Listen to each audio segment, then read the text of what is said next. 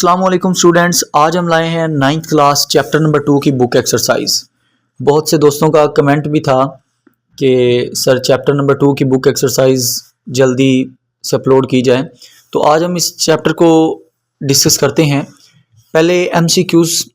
तो पहला एमसीक्यूज़ हमारे पास है, how many electron can accommodate at the most in third shell. के एम शेल के अंदर, थर्ड शेल के अंदर कितने इलेक्ट्रॉन आते हैं? तो राइट आंसर है 18 आते हैं। नेक्स्ट क्वेश्चन है, which information was obtain from discharge tube experiment. Discharge tube experiment से कौन सी बात हमें पता चलती है? तो इसका राइट आंसर है कि electron and proton were discovered, कि इलेक्ट्रॉन और प्रोटॉन इससे डिस्कवर्ड हुए थे। और नेक्स्ट हमारे पास एमसीक्यूज है, why have isotopes not been shown in periodic table. Isotopes को हम पीरियोडिक टेबल में क्यों नहीं शो करते? तो इसका राइट आंसर आपके पास है कि all the isotopes have same atomic number, क्योंकि सबका एटॉमिक नंबर सेम होता है, इस वजह से उनको अलग जगह देने की ज़रूरत नहीं होती, एक ही जगह पे प्लेस किया जाता है। नेक्स्ट हमारे पास है, which particle is present in different number in isotopes. कौन सा पार्टिकल आइसोटोप्स में मुख्तलिफ होता है? तो राइट आंसर इसका है न्यूट्रॉन, के न्यूट्रॉन आइसोटोप्स में तब्दील होते रहते हैं। नेक्स्ट है, इन विच आइसोटोप ऑफ ऑक्सीजन, ऑक्सीजन के कौन से आइसोटोप के अंदर प्रोटॉन, न्यूट्रॉन और इलेक्ट्रॉन बराबर होते हैं? तो राइट आंसर है 16 वाला, क्योंकि इसका एटॉमिक नंबर 8 होगा, तो 16 में से 8 अगर हम माइनस करते हैं तो न्यूट्रॉन भी 8, इलेक्ट्रॉन भी 8 और प्रोटॉन भी 8। नेक्स्ट है कि ये आपको नाइट्रोजन जो है उसकी अबंडेंस दी हुई है उसके आइसोटोप्स की, तो आपने बताना है कि उसका रिलेटिव एटॉमिक मास कितना होगा। तो सेम मेथड मैंने आपको बता दिया था, अगर आपको याद नहीं है या किसी ने मेरी वीडियो नहीं देखी तो वो लेक्चर नंबर 9 की वीडियो देख ले कि आइसोटोप्स रिलेटिव एटॉमिक मास को हम कैसे निकालते हैं। तो इसका राइट आंसर है आपके पास 14.0021। नेक्स्ट हमारे पास है, how is radio carbon dating useful archaeologist. Carbon dating archaeologist के लिए किस हद तक, किस तरह मुफीद है? तो इसका राइट आंसर है कि ये उनकी मदद करती है ऑर्गेनिक मैटर की एज फाइंड करने के लिए। It helps to determine the age of organic matter. Next MCQs है, what does keep the particle present in the nucleus intact. कौन सी चीज़ है जो पार्टिकल जो न्यूक्लियस में पाए जाते हैं उनको आपस में जोड़ के रखती है? तो इसका राइट आंसर है कि particles are held together by strong nuclear force. Nuclear force है जो इनको आपस में जोड़ के रखती है। नेक्स्ट है, how do electron keep themselves away from oppositely charge nucleus. Electron कैसे अपोजिटली चार्ज न्यूक्लियस से अपने आप को दूर रखते हैं? ठीक है, तो इसका राइट आंसर है कि वो उसके इर्द गिर्द घूम के न्यूक्लियस से अपने आप को दूर रखते हैं, by revolving around the nucleus. आखिरी एमसीक्यूज है कि ये रूबिडियम की आपको 2 आइसोटोप्स दिए गए हैं और अबंडेंस भी दी गई है, तो आपने लाइट वाले की अबंडेंस निकालनी है। तो ये आपका राइट आंसर होगा 27.8%। ये भी मैंने डिस्कस किया था लेक्चर नंबर 9 में, तो इसको कैसे निकालते हैं आप लेक्चर नंबर 9 में देख सकते हैं। तो अब हम मूव करते हैं शॉर्ट क्वेश्चंस की तरफ। पहला पोर्शन जो बुक एक्सरसाइज में शॉर्ट क्वेश्चन का है, तो उसका पहला क्वेश्चन क्या है कि why is it sad that almost all the mass of atom is concentrated in its nucleus. कि एटम का ज़्यादातर वजन उसके न्यूक्लियस में ही क्यों होता है? तो राइट आंसर है कि almost all mass of atom is concentrated in nucleus because both heavy particles, क्योंकि जो हैवी पार्टिकल, दोनों हैवी पार्टिकल हैं, कौन कौन से, प्रोटॉन और न्यूट्रॉन, वो कहाँ पे पाए जाते हैं? वो इस न्यूक्लियस के अंदर ही पाए जाते हैं, और उनको कौन पकड़ के रखे हुए है? Strong nuclear force. यही वो चीज़ है कि दोनों जब हैवी पार्टिकल्स जो एटम के वो पाई न्यूक्लियस में जाते हैं, तो एटम का ज़्यादातर वजन भी फिर न्यूक्लियस में ही होगा। नेक्स्ट आपके पास है, why are element different from one another. Elements कैसे एक दूसरे से मुख्तलिफ होते हैं? तो difference in properties of elements is due to difference in their electronic configuration. उनकी इलेक्ट्रॉनिक कॉन्फ़िगरेशन मुख्तलिफ होने की वजह से, पहली बात। दूसरा, उनका एटॉमिक नंबर मुख्तलिफ होने की वजह से, और उनके अंदर जो एटम है उनकी प्रॉपर्टीज़ डिफरेंट होने की वजह से। इन 3 बातों की वजह से एटम्स की जो प्रॉपर्टीज़ होती हैं या एटम जो हैं वो एक दूसरे से डिफरेंट होते हैं। ये आपके पास बिस्मत दिया गया है, तो आपने इसमें न्यूट्रॉन को कैलकुलेट करना है। तो पहले आपको पता है कि मास नंबर कितना है जो ऊपर दिया हुआ है 210, और एटॉमिक नंबर कितना है जो नीचे दिया हुआ है 83। तो आप इस ए में से जी को माइनस कर दें तो 127 न्यूट्रॉन इसके मौजूद होंगे। नेक्स्ट हमारे पास है why is tritium a radioactive element. Tritium जो है ये रेडियो एक्टिव एलिमेंट क्यों होता है? तो ट्रीटियम का जो बेसिकली न्यूक्लियस होता है ना वो अनस्टेबल होता है, इस वजह से क्या होता है, ट्रीटियम एक रेडियो एक्टिव एलिमेंट है। तो because it has unstable nucleus, इसका न्यूक्लियस अनस्टेबल होता है और ये अपने अंदर से बीटा पार्टिकल्स को निकालता है, क्या करने के लिए, टू अचीव स्टेबिलिटी, स्टेबिलिटी हासिल करने के लिए। नेक्स्ट है how can an atom absorb और इवॉल्व एनर्जी। एटम कब एनर्जी देता है और लेता है? तो an atom absorb energy through electromagnetic radiation. एक एटम इलेक्ट्रोमैग्नेटिक रेडिएशन से एनर्जी लेता है और एक्साइट कर जाता है अपने इलेक्ट्रॉन को exciting its electron to higher energy level, और अपने इलेक्ट्रॉन्स को हायर एनर्जी लेवल में शिफ्ट कर देता है। जैसे ही ये इलेक्ट्रॉन वापस आते हैं, as the electrons return to ground state, जैसे ही ये इलेक्ट्रॉन वापस ग्राउंड स्टेट में आते हैं यानी अपनी पहले वाली पोजीशन, पहले वाले शेल में आते हैं, तो एटम रिलीज इन एग्जेस्ट एनर्जी। तो जो एटम है ये अपने अंदर से एग्जेस्ट एनर्जी निकालते हैं in form of photons, photons की सूरत में। नेक्स्ट हमारे पास है कंस्ट्रक्टेड रिस्पॉन्स क्वेश्चंस। तो पहला कंस्ट्रक्टेड रिस्पॉन्स हमारे पास क्वेश्चन है कि why does the energy of electron increases as we move from first shell to second shell. जैसे कि हम पहले शेल से सेकंड शेल की तरफ मूव करते हैं तो एनर्जी बढ़ती क्यों है? तो राइट आंसर है on moving from first shell to second shell, पहले शेल से दूसरे शेल की तरफ मूव करते वक्त energy of electron increase, electron की एनर्जी बढ़ती है। क्यों? Because second shell is further away from nucleus, वो न्यूक्लियस से दूर होता है जो सेकंड वाला शेल होता है, और उस पर जो इलेक्ट्रोस्टैटिक इंट्रैक्शन होती है वो भी वीक होती है। इन दो बातों की वजह से क्या होता है कि उसकी जो एनर्जी होती है वो ज़्यादा होती है। उसके बाद है why is it needed to lower the pressure of gas inside the discharge tube. Discharge tube के अंदर हम गैस का प्रेशर कम क्यों रखते हैं?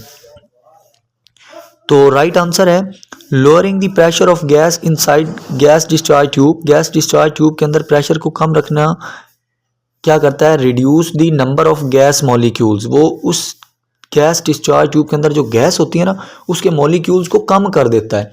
अगर वो गैस के मॉलिक्यूल्स अब कम होंगे ना तो it allowing electron to move freely. तो ये क्या करेगा, उस इलेक्ट्रॉन, तो वो इलेक्ट्रॉन को आसानी से गुजरने देंगे। तो ये इसका रीज़न होता है, हिंड्रेंस यानी कम हो जाती है इसमें। नेक्स्ट है what is classical concept of atom. Electron, electron का क्लासिकल कॉन्सेप्ट क्या है और ये कैसे वक्त के साथ साथ चेंज हो गया? तो क्लासिकल कॉन्सेप्ट ऑफ इलेक्ट्रॉन यानी Rutherford and Bohr model viewed, वो देखते हैं कि electron as a small negative charge tiny particle, कि इलेक्ट्रॉन एक छोटा नेगेटिव चार्ज रखने वाला टाइनी पार्टिकल है जो कि ऑर्बिटिंग द न्यूक्लियस, जो न्यूक्लियस के इर्द गिर्द घूम रहा है। किस तरह? Like planet around the sun, जैसे सितारे सूरज के गिर्द घूम रहे हैं। ओवर टाइम, वक्त के साथ साथ, quantum mechanics introduce the idea of electron. जो क्वांटम मैकेनिक्स है इसने इलेक्ट्रॉन का आइडिया दिया as a wave particle dual nature. किस बुनियाद पे कहा कि ये एक वेव पार्टिकल डुअल नेचर रखता है, एग्जिस्टिंग इन ऑर्बिटल, किसके अंदर? ऑर्बिटल में पाया जाता है, और उसकी नेचर कौन सी है? वेव पार्टिकल डुअल नेचर, यानी इसमें वेव वाली भी खसूसियात हैं और पार्टिकल वाली भी हैं। नेक्स्ट हमारे पास जो क्वेश्चन है वो है why the nuclei of radioactive elements are unstable. जो रेडियो एक्टिव एलिमेंट्स होते हैं उनके न्यूक्लियस अनस्टेबल क्यों होते हैं? तो radioactive nuclei are unstable because they have imbalance in the ratio of proton to neutron, क्योंकि इसके अंदर जो प्रोटॉन और न्यूट्रॉन है उनकी रेशियो क्या होती है? इम्बैलेंस, यानी वो बराबर नहीं होते, जिसकी वजह से क्या होती है? विच गिव इट एग्जैस्ट एनर्जी, इनके पास ज़्यादा न्यूक्लियर एनर्जी आ जाती है। डेट रिलीज्ड एज रेडिएशन, जो फिर ये किस सूरत में निकाल देते हैं? रेडिएशंस की सूरत में निकाल देते हैं टू अचीव स्टेबिलिटी, स्टेबिलिटी हासिल करने के लिए। यानी रेडियो एक्टिव आइसोटॉप्स का न्यूक्लियस क्यों अनस्टेबल होता है? क्योंकि इसके अंदर प्रोटॉन और न्यूट्रॉन बराबर नहीं होते, जिससे इनके पास एग्जैस्ट एनर्जी, न्यूक्लियर एनर्जी आ जाती है, जो फिर ये रेडिएशंस की फॉर्म में निकालते हैं। उसके बाद है ये डिस्चार्ज ट्यूब एक्सपेरिमेंट में साइंटिस्ट कैसे कंक्लूड, कैसे उनको ये पता चला कि same type of electron and proton are present in all atom elements, कि प्रोटॉन और इलेक्ट्रॉन सेम टाइप के कैसे हर एक में पाए जाते हैं?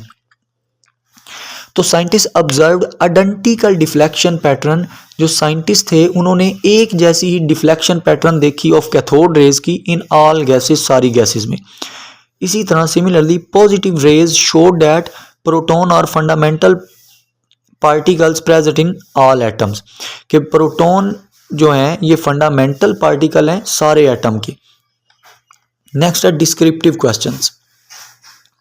पहला क्वेश्चन है कि हाइड्रोजन के स्ट्रक्चर को एक्सप्लेन करें। तो 1913 के अंदर जो नील बोहर था उसने hydrogen Bohr model of hydrogen atom पेश किया विच describe the energy level of electron, जिसने इलेक्ट्रॉन के एनर्जी लेवल्स को बताया। तो हाइड्रोजन एटम जो होता है कंसिस्ट ऑफ वन प्रोटॉन, इसमें एक प्रोटॉन होता है न्यूक्लियस के अंदर and one electron in orbital, और एक इलेक्ट्रॉन होता है उसके ऑर्बिटल में। The proton has positive charge, proton पे पॉजिटिव चार्ज होता है, जबकि electron has negative charge, electron के ऊपर नेगेटिव चार्ज होता है। The electron orbits the nucleus at specific energy level, जो इलेक्ट्रॉन होता है ये न्यूक्लियस के इर्द गिर्द एक खास एनर्जी लेवल पे ऑर्बिट करता है यानी घूमता है, held by strong electrostatic force, और इसको एक इलेक्ट्रोस्टैटिक फोर्स ने खींच के रखा होता है। इसी तरह simplest atomic structure hydrogen single electron occupies first orbital, ये जो simple atomic structure hydrogen atom है ना, इसमें एक इलेक्ट्रॉन होता है जो कहाँ पे होता है 1s ऑर्बिटल में होता है, जो कि क्लोजेस्ट टू द न्यूक्लियस, जो न्यूक्लियस के बहुत करीब होता है। तो आप ये इसका स्ट्रक्चर देख सकते हैं। नेक्स्ट हमारे पास है how do the theory of atomic structure explain the ionization of atom by radioactive isotopes. तो इसके लिए आप हमारा जो लेक्चर नंबर, ये आपके पास आंसर है इसका, sorry, radiations emitted from radioactive source cause ionization energy, कि रेडिएशंस जो रेडियो एक्टिव सोर्स से निकलती हैं वो एटम को आयोनाइज कर सकती हैं। जैसे एग्जांपल के तौर पे हीट या light energy coming from sun, जो सूरज से आती है। इसी तरह या रेडियो एक्टिव एलिमेंट से जो निकलती है कैन रिमूव, वो निकाल सकती हैं एक इलेक्ट्रॉन को या एक से ज़्यादा इलेक्ट्रॉन को, किसके, एटम्स के। ठीक है। However, तहम दिस आयोनाइजिंग रेडिएशन जो है शुड इनफ एनर्जी, इनके पास इतनी एनर्जी होती है कि वो रिमूव कर सकते हैं the tightly bound electron from the orbit of atom, atom के ऑर्बिट से वो वाला इलेक्ट्रॉन निकाल सकते हैं जो टाइटली बाउंड हुआ है। जैसे एग्जाम्पल के तौर पे जब सोडियम का एटम हिट करता है आयोनाइजिंग रेडिएशन से, तो इसके अंदर से इलेक्ट्रॉन क्या हो जाते हैं, निकल जाते हैं। This process convert sodium atom, ये वाला जो अमल है ये सोडियम एटम को कन्वर्ट कर देता है पॉजिटिवली चार्ज्ड आयन के अंदर। ये नीचे आप इक्वेशन इसकी देख सकते हैं।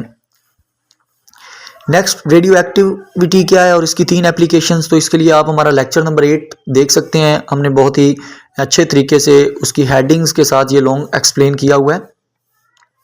नेक्स्ट, ये आपके पास मरकरी का आपने रिलेटिव एटॉमिक मास निकालना है, तो इसका आप ये देख सकते हैं कि रिलेटिव एटॉमिक आइसोटॉपिक मास भी है और ये उसकी अबंडेंस भी है।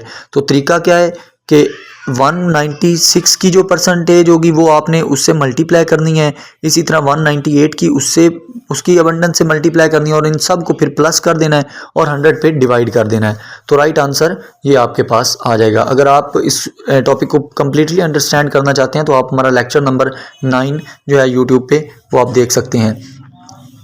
नेक्स्ट है इन्वेस्टिगेट क्वेश्चंस। तो बहुत ही इंटरेस्टिंग क्वेश्चन ये 2 आपकी बुक में दिए गए हैं। पहला क्वेश्चन क्या है कि how can scientist synthesize element in laboratory, के साइंसदान जो हैं ये लेबॉरेटरी के अंदर एलिमेंट्स को कैसे बना सकते हैं। तो राइट आंसर है साइंटिस्ट कैन सिंथेसाइज एलिमेंट्स, ये एलिमेंट्स को बना सकते हैं बाय बम्बार्डिंग टारगेट न्यूक्लियाई, कि उनका जो न्यूक्लियाई है ना उसको बम्बार्ड करें विद हाई एनर्जी पार्टिकल्स, किनके साथ, जिनके पास वो पार्टिकल जिनके पास एनर्जी बहुत ज़्यादा है, जैसे प्रोटॉन, न्यूट्रॉन और हैवी आइंस हो गए। इन पार्टिकल एक्सेलरेटर, किसके अंदर, पार्टिकल एक्सेलरेटर के अंदर या न्यूक्लियर रिएक्टर के अंदर। तो आप न्यूक्लियर रिएक्टर भी खाली लिख सकते हैं, ये आप इसमें से कट भी कर सकते हैं कि इन न्यूक्लियर रिएक्टर के अंदर ये रिएक्शन करवाते हैं, resulting in the formation of new elements. तो इसके नतीजे में क्या बनते हैं, न्यू एलिमेंट्स बनते हैं। नेक्स्ट है कि ये एक उन्होंने बात लिखी हुई है, a system just like our solar system exist in atom, कि एटम के अंदर एक ऐसा ही सिस्टम है जैसे एक सोलर सिस्टम है। इस पे कमेंट करें। तो इसका राइट आंसर ये है कि दिस स्टेटमेंट इज एनालॉगी, ये एक एनालॉगी है जो कि comparing the atomic structure to the solar system, जो एटॉमिक स्ट्रक्चर को कंपेयर कर रही है सोलर सिस्टम के, कि ये भी उसी तरह का होता है। Just as planet orbit the sun, जैसे सियारे जो हैं वो सूरज के गिर्द घूमते हैं, वैसे ही electron orbit the nucleus in an atom, के जो इलेक्ट्रॉन है वो एटम के न्यूक्लियस के इर्द गिर्द वैसे ही घूमते हैं। इसी तरह with the nucleus serving as the central sun, और इसमें जो न्यूक्लियस है वो बिल्कुल ऐसे ही है जैसे ये सोलर सिस्टम में सूरज दरमियान में होता है। आपको पता है ना, ये दरमियान में सूरज होता है और उसके इर्द गिर्द सितारे घूम रहे होते हैं, बिल्कुल वैसे ही दरमियान में न्यूक्लियस होता है और उसके इर्द गिर्द क्या होते हैं, इलेक्ट्रॉन्स घूम रहे होते हैं। तो ये बिल्कुल वैसा ही स्ट्रक्चर है। लेकिन बाद में दिस एनालॉगी इज लिमिटेड, ये बाद में इस बात को गलत साबित किया गया। क्यों? क्योंकि एटॉमिक बिहेवियर ये जो था ये गवर्नड किया गया क्वांटम मैकेनिक्स से, जो कि न्यू थ्योरी है इस पे, और कहा गया कि unlike the classical mechanics of solar system, ये जो क्लासिकल सिस्टम था सोलर सिस्टम वाला, ये रॉन्ग था और इसको किससे गवर्न फिर किया गया, क्वांटम मैकेनिक्स से एक्सप्लेन किया गया। तो ये था हमारा आज का लेक्चर, उम्मीद करता हूँ आपको पसंद आया होगा। So thank you for watching.